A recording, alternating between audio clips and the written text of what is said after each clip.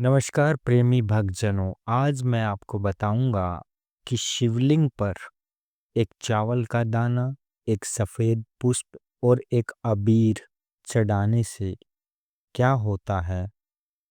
तो सबसे पहले भक्तजनों, मैं आपको बताना चाहूंगा कि शिव शंकर भोलेनाथ बड़े दयालु हैं, कृपालु हैं। वो अपने भक्तों की इच्छाओं को पूर्ण करने में ज़्यादा टाइम नहीं लगाते। अगर कोई भक्त सच्चे भाव, सच्ची श्रद्धा से उनके ऊपर ये तीन चीज साथ में लेकर जल का अभिषेक करता है, तो पहली चीज आप नोट कर लीजिए। एक चावल का दाना जो टूटा हुआ ना हो, एक सफेद पुष्प और एक अबीर।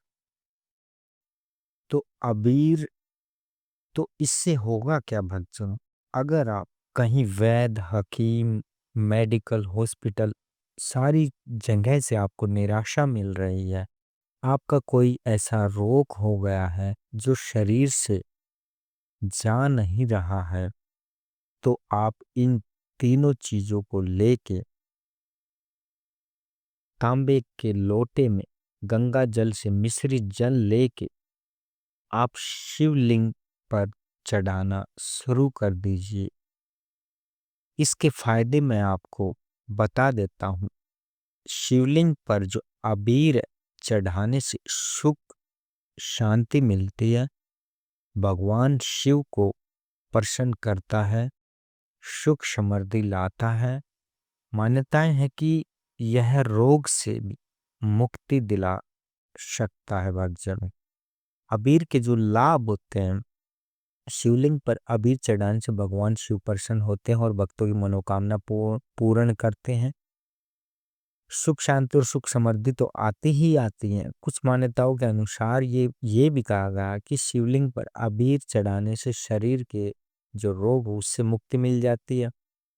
अबीर चढ़ाने से वातावरण में सकारात्मक ऊर्जा का संचार होता है। कुछ लोग मानते हैं कि शिवलिंग पर अबीर चढ़ाने से राहु केतु दोष से भी मुक्ति मिल जाती है भक्तजनों। तो आप सफेद अबीर या रंगीन अबीर चढ़ा सकते हैं। सफेद अबीर भी आता है और रंगीन अबीर भी आता है। तो आप इन तीनों चीजों को ध्यान रखना है कि एक चावल जो टूटा हुआ ना हो, एक सफेद पुष्प और एक अबीर, इन तीनों चीजों को लेके शिवलिंग पर यानी शिवालय में जाके शिवलिंग पर आप ये अर्पित करना शुरू कर दें। और ये कब से करना है? अगर आप सोमवार से शुरू करते हैं तो बहुत ही अति उत्तम है। तो आप ये तीनों चीज एक डेली नियम से आप चढ़ाना शुरू कर दीजिए। आप देखेंगे कि आने वाले टाइम में आपके जो शरीर में जो भी रोग था वो धीरे धीरे धीरे धीरे खत्म होता चला जाएगा। आपका जो शरीर है वो निरोग होता चला जाएगा।